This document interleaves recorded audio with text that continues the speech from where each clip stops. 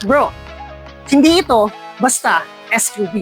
Today, ipapakita ko sa inyo ang pinapangarap ng karamihan pero kayang tumagal ng habang buhay. The all-new 2026 Toyota Land Cruiser ZX.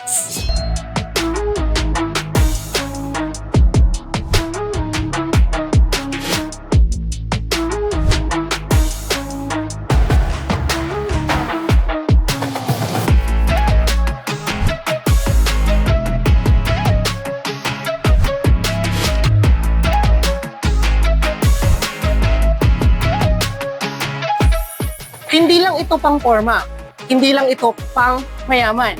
Ito yung sasakyan na kahit saan mo dalhin.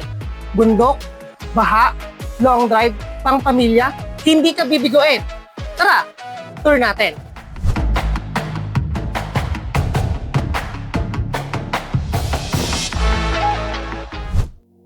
Hi guys, I'm Carl and welcome back sa ating channel.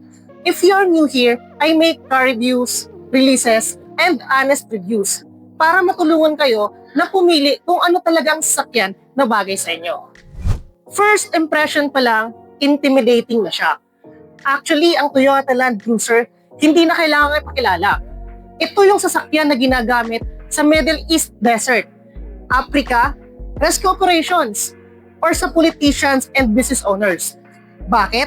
Simple lang, hindi kasi nasisira agad. This is the ZX variant. Ito yung top of the line. Ito yung pinaka-luxury. Now, let's talk about the design. Large grille, projector headlamp, DRL, LED fog lamps, and the massive stance.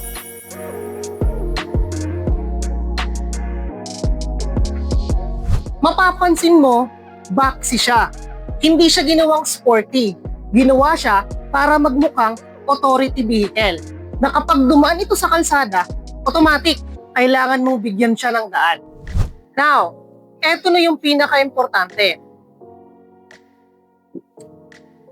3.3 twin turbo V6 diesel engine.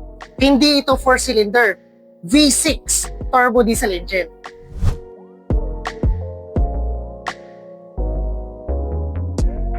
10-speed automatic transmission. Sobrang smooth nito sa highway. Hindi mo mararamdaman na nagpapalit ka ng gear.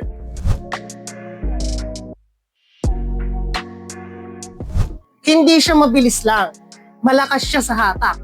Kahit puno, kahit paakyat, kahit overtaking sa provincial roads, kayang-kaya.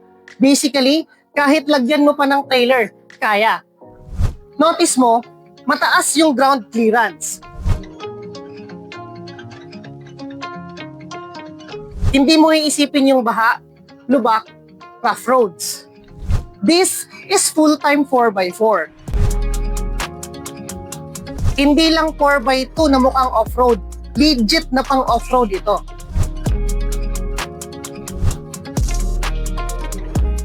Meron pa siyang multi-terrain select. Iba-ibang mode, depende sa road. Putik, buhangin, bato. So kahit farm road yan, kayang-kaya.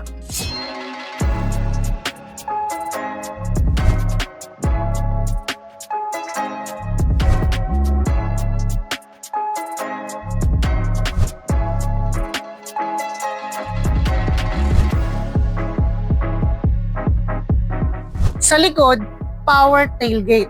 Isang pindot lang. Hindi lang siya pang VIP, pang pamilya at pang long drive din.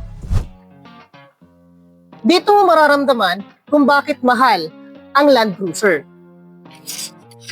Kasi parang nasa Lexus ka na rin.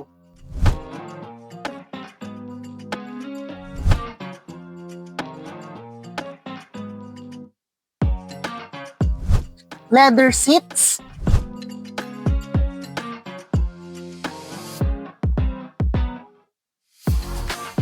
power seats,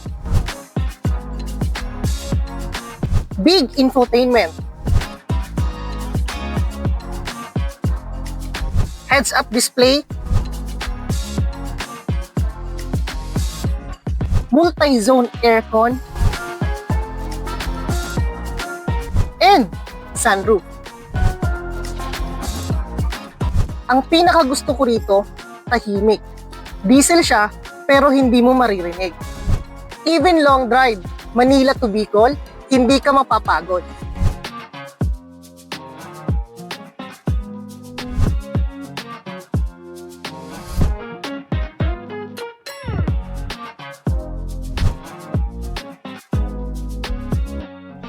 Now, very important, safety. And it has Toyota Safety Sense.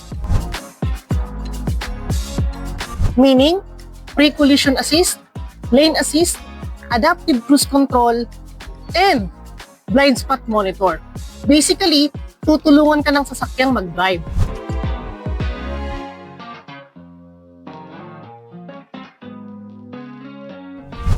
Now, who is this for? Real talk tayo, hindi ito para sa lahat.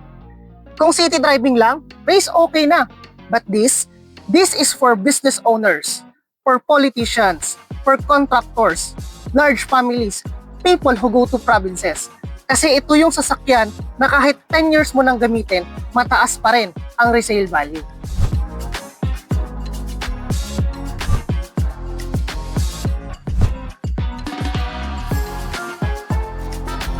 Ngayon pag-usapan natin ang presyo. Yes, mahal siya. Pero isipin mo, may mga sasakyan na after 10 years, wala nang value.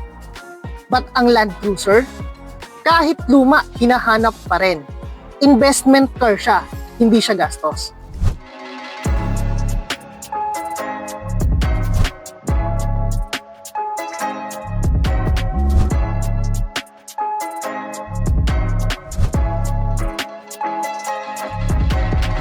So guys, the Land Cruiser ZX is not just a car. It's a lifetime vehicle. Pwede mong ipamana sa anak mo. That's why maraming nag-aantay para sa unit na to. And if you're interested, you can message me and I'll help you with the reservation and unit availability. Again, it's me, Carl. Like, share, and subscribe. Comment nyo na rin kung ano yung gusto nyo i-review next. And see you sa next release. Bye!